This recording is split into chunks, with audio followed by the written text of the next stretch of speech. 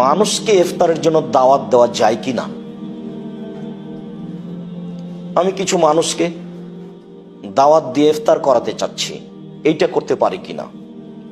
সম্মানিত দিনী ভাই বোন, দাওয়াত একটি গুরুত্বপূর্ণ কাজ।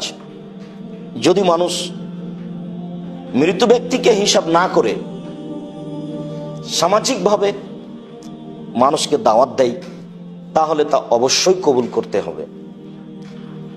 আর সিয়াম পালনকারী ব্যক্তিকে দাওয়াতের মাধ্যমে ইফতার করালে তো রাসূল সাল্লাল্লাহু আলাইহি ওয়াসাল্লাম বলেছেন, মান ফাত্তারা সায়মান ফালাহু মিসলু আজরিহি, কে যদি সিয়াম পালনকারীকে ইফতার করায়, তাহলে যে ইফতার করালো সে ওই পরিমাণই নেকি পাবে সিয়াম পালন করে যা নেকি পেল।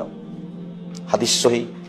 এই হিসাবে আমরা যদি রমজান মাসে ইফতারের জন্য মানুষকে দাওয়াত দিই, তাহলে যাওয়াও জরুরি। সেখানে মানুষকে ইফতার করিয়ে নেকি পাবে, এটাও তেমন গুরুত্বপূর্ণ কাজ।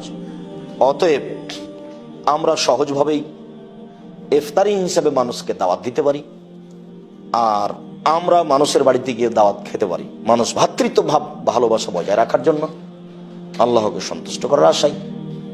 এমনিতেই যেমনভাবে 12 মাস দাওয়াত দিয়ে থাকে, রমজান মাসে মানুষ তেমন মানুষকে ইফতার করার জন্য দাওয়াত দিবে। এতে ভ্রাতৃত্ব ভাব বাড়বে, যেমন নেকিও হবে তেমন। আল্লাহ আমাদেরকে আমল করার তৌফিক দান করুক। আল্লাহ আলাম বিশ্বব।